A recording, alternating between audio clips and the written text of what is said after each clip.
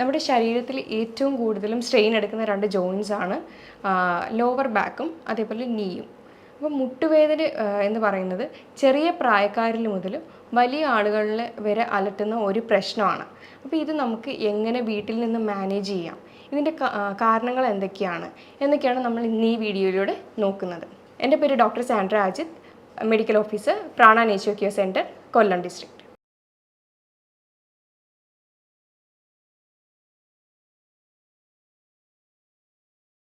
മുട്ടുവേദനയ്ക്ക് പ്രധാനമായും കുറച്ച് കാരണങ്ങളുണ്ട്. 30% അതിൽ വരുന്നത് ന്യൂട്രിയൻ ഡെഫിഷ്യൻസീസ്, അമിതവണ്ണം, പിന്നെ വേറെ സ്പോർട്സ് ഇഞ്ചുറീസ്, ഫ്രാക്ചർ, ട്രോമ, അങ്ങനെയുള്ള കാരണങ്ങൾ കൊണ്ടാണ് 30% മുട്ടുവേദനകൾ ഉണ്ടാകുന്നത്. എന്നാൽ 70% മുട്ടുവേദനകൾ ഉണ്ടാകുന്നത് എല്ല് തേയ്മാനം മൂലമാണ്. നമ്മുടെ ശരീരത്ത് ദിവസവും കോടാനുകോടി കോശങ്ങളാണ് നശിച്ചുകൊണ്ടിരിക്കുന്നത്. എന്നാൽ അത്രയും തന്നെ പുനർജനിക്കുന്നുമുണ്ട്. ഇതേ കാരണങ്ങൾ തന്നെയാണ് നമ്മുടെ ജോയിൻസിൻ്റെ കാര്യത്തിൽ വരുമ്പോഴും. അപ്പോൾ ഇങ്ങനെ എനിക്കുന്ന സമയത്ത് ഇതേപോലെ ന്യൂട്രിയൻസിൻ്റെ ഡെഫിഷ്യൻസി മൂലം ഈ എല്ലുകളിൽ തേയ്മാനം വരാനായിട്ടുള്ള ചാൻസ് കൂടുതലാണ്.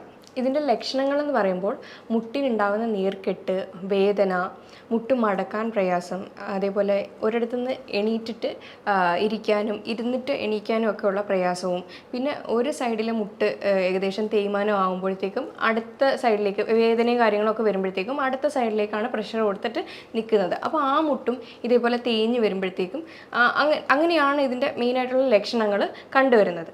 കാൽമുട്ടിൻ്റെ വേദന എല്ലാ പ്രായക്കാരിലും കണ്ടുവരുന്ന ഒന്നാണ്.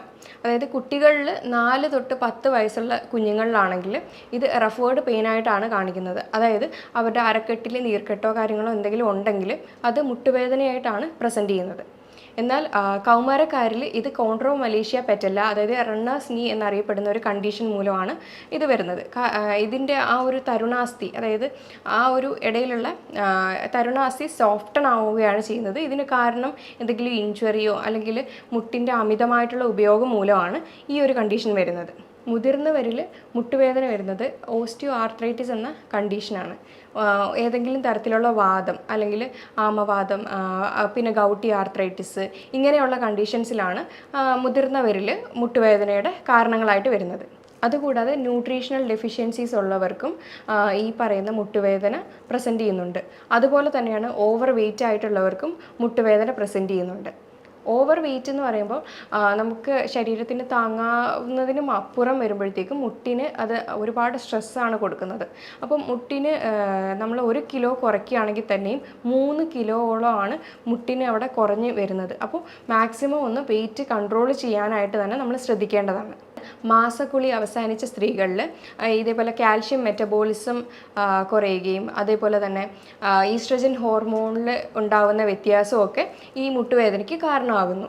ഇതേപോലെ തന്നെയാണ് യൂട്രസ് റിമൂവ് ചെയ്ത സ്ത്രീകൾക്കും തൈറോയിഡ് പ്രശ്നമുള്ളവർക്കും ഒക്കെ കാൽഷ്യം മെറ്റബോളിസത്തിൻ്റെ വ്യത്യാസം വന്നിട്ട് ഇതേപോലെ തന്നെ മുട്ടുവേദന വരാനായിട്ടുള്ള ഒരു കാരണമാണ്. ചില സ്കിൻ കണ്ടീഷൻസിലും നമ്മൾ മുട്ടുവേദന കണ്ടുവരുന്നുണ്ട്. അതായത് സോറിയാറ്റിക് ആർത്രൈറ്റിസ് എന്ന കണ്ടീഷൻസിലും മുട്ടുവേദന പ്രസൻറ്റ് ചെയ്യാറുണ്ട്. നമ്മൾ ആദ്യമായിട്ട്, അതായത് ഒരാൾക്ക് മുട്ടുവേദന വന്നു കഴിഞ്ഞാൽ ആദ്യം വീട്ടിൽ നിന്ന് തന്നെ സ്വയം ചികിത്സയാണ് ചെയ്യുന്നത്. എന്തെങ്കിലും പെയിൻ ബാമോ ഓയിൻമെൻറ്റ്സോ ഒക്കെ പുരട്ടി അതൊന്ന് മാനേജ് ചെയ്യുകയാണ് ചെയ്യുന്നത്.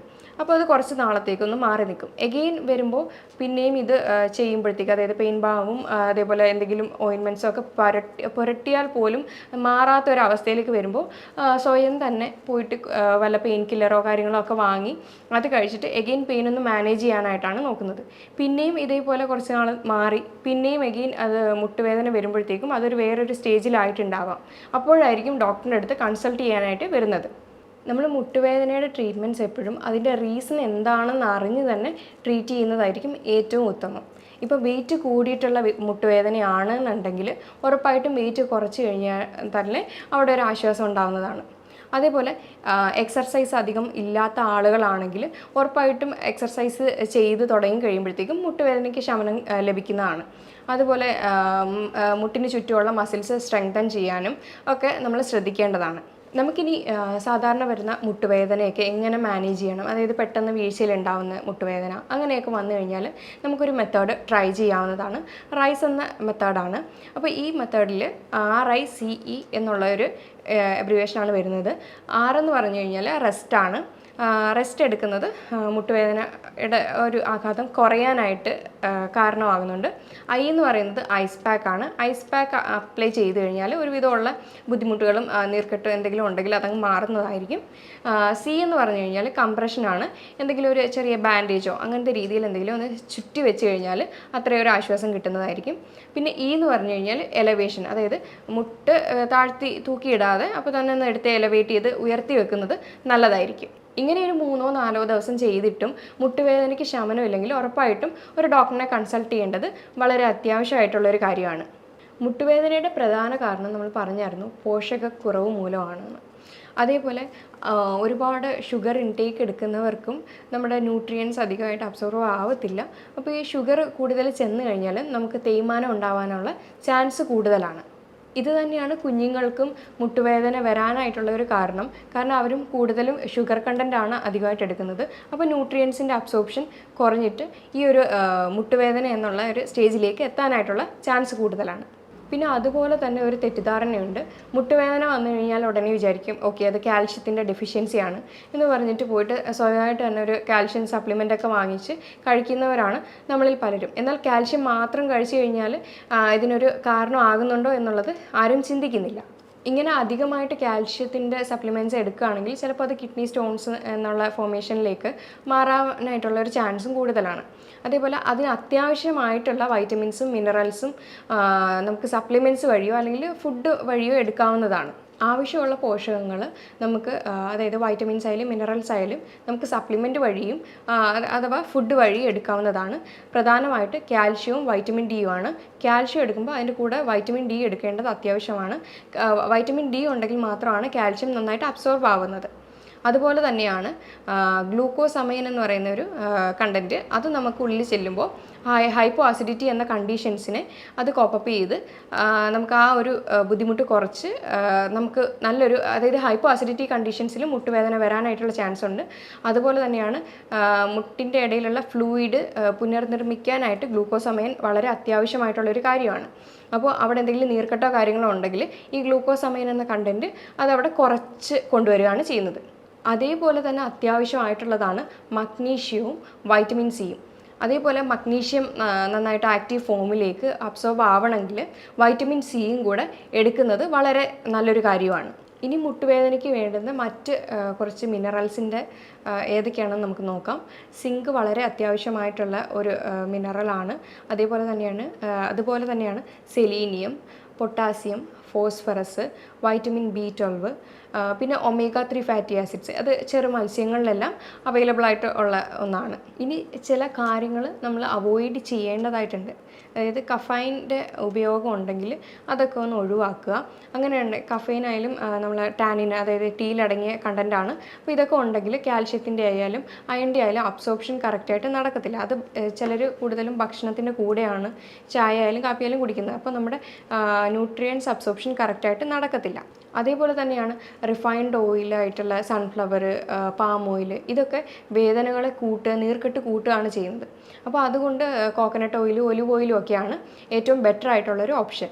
പിന്നെ ഷുഗർ കണ്ടൻറ്റൊക്കെ അധികമായിട്ട് എടുക്കുന്നവരാണെങ്കിൽ, അതായത് പല ബേക്കറി പലഹാരങ്ങളിലും ഹൈ ഫ്രക്ടോസ് കോൺ സിറപ്പ് അടങ്ങിയ ബേക്കറി ഐറ്റംസിലും സോഫ്റ്റ് ഡ്രിങ്ക്സ് അങ്ങനെയുള്ള സാധനങ്ങളൊക്കെ മാക്സിമം ഒന്ന് കുറച്ച് നമ്മൾ കൂടുതലും ഇൻക്ലൂഡ് ചെയ്യാൻ നോക്കുക.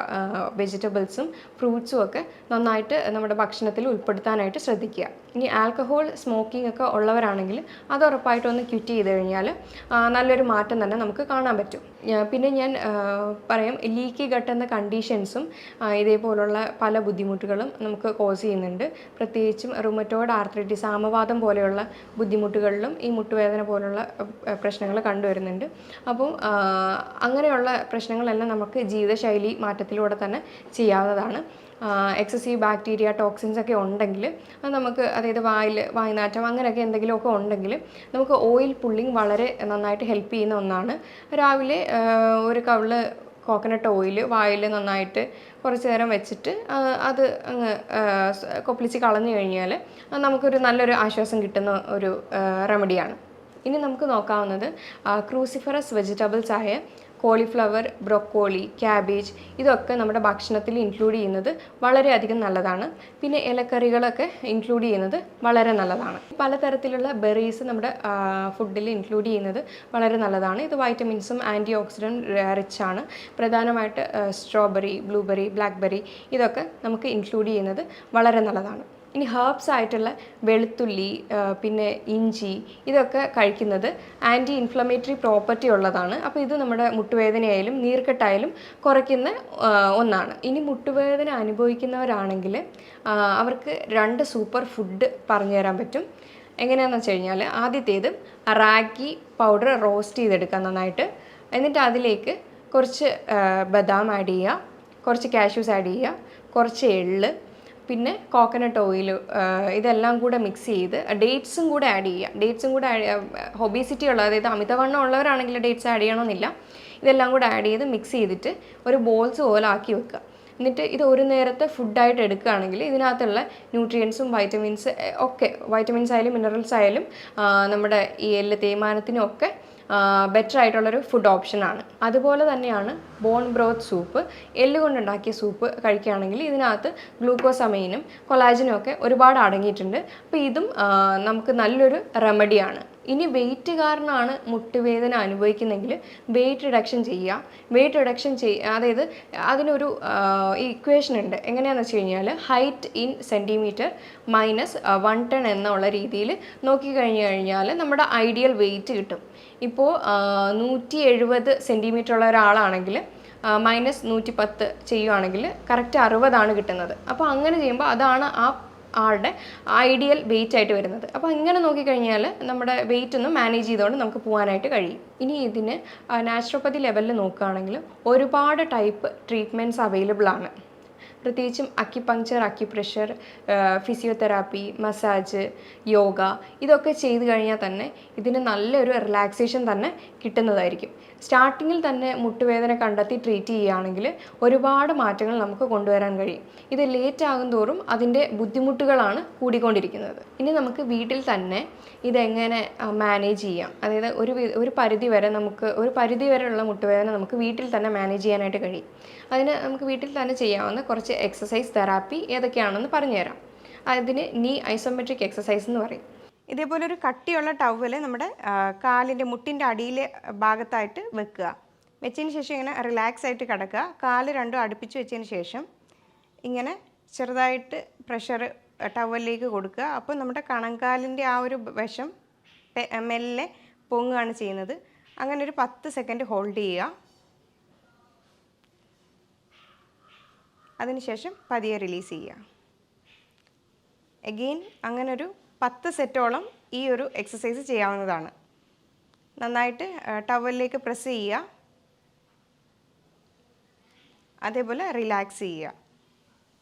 ബ്രീത്തിങ് വന്നിട്ട് നോർമൽ ബ്രീത്തിങ് ആയിരിക്കണം ചെയ്യേണ്ടത്. ഇൻഹലേഷനും എക്സലേഷനും കറക്റ്റ് റെഗുലർ ആയിട്ടുള്ള ബ്രീത്തിങ് ആയിരിക്കണം ചെയ്യേണ്ടത്.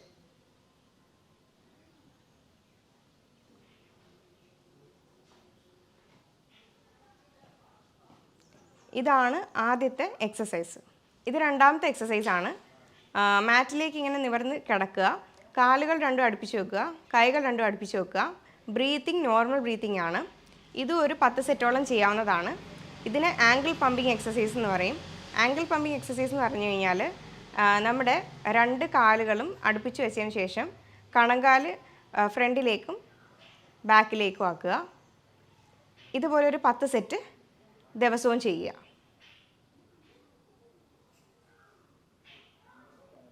അപ്പോൾ ഇങ്ങനെ ചെയ്യുമ്പോൾ മസിൽസും അവിടുത്തെയുള്ള പേശികളെല്ലാം സ്ട്രെങ്തൻ ആവുകയാണ് ചെയ്യുന്നത്.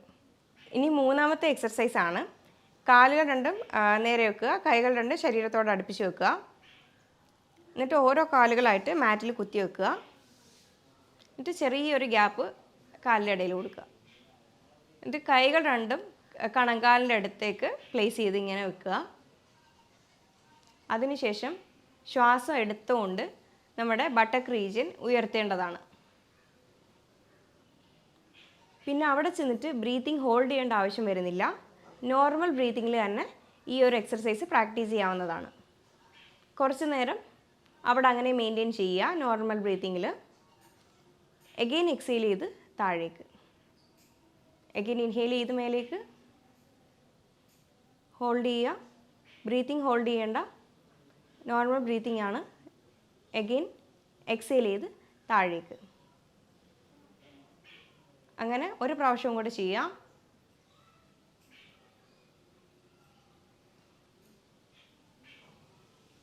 ഇങ്ങനെ എത്ര ടൈം നമുക്ക് ഹോൾഡ് ചെയ്യാൻ പറ്റുന്നോ അങ്ങനെ മെയിൻറ്റെയിൻ തന്നെ ചെയ്ത് നിന്നാൽ നല്ലതായിരിക്കും.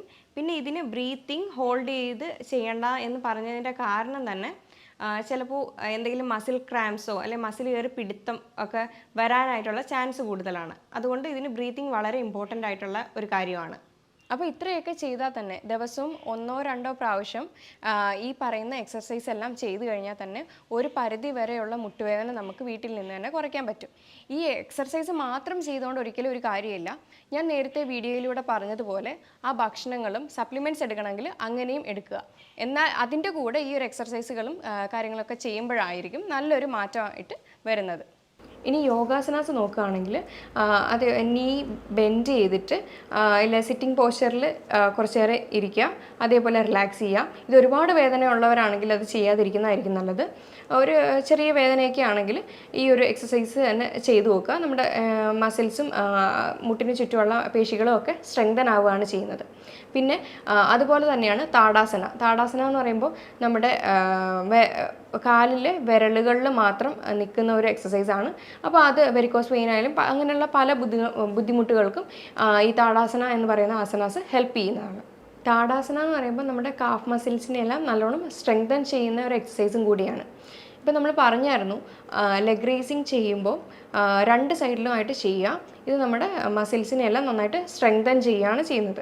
ഇത്രയൊക്കെ ചെയ്ത് കഴിഞ്ഞാൽ തന്നെ നമ്മുടെ ഒരു പരിധി വരെയുള്ള മുട്ടുവേദനകളും കാര്യങ്ങളും അതിൻ്റെ കഷ്ടതകളൊക്കെ കുറയ്ക്കാനായിട്ട് നമ്മളെ കൊണ്ട് കഴിയും. എന്നിട്ടും കഴിയാത്തവരാണെങ്കിൽ ഒരു ഡോക്ടറിനെ കൺസൾട്ട് ചെയ്ത് അതിൻ്റേതായ ആവശ്യമുള്ള ട്രീറ്റ്മെൻറ്റ് തന്നെ എടുക്കേണ്ടത് വളരെ അത്യാവശ്യമാണ്. ഞാൻ ഈ പറഞ്ഞ കാര്യങ്ങൾ എന്തെങ്കിലും ഡൗട്ടോ കാര്യങ്ങളോ ഉണ്ടെങ്കിൽ താഴെ തന്നിരിക്കുന്ന നമ്പറിൽ കോൺടാക്റ്റ് ചെയ്യാവുന്നതാണ്. ഇനി അടുത്ത വീഡിയോയുമായി വീണ്ടും കാണാം. Thank you.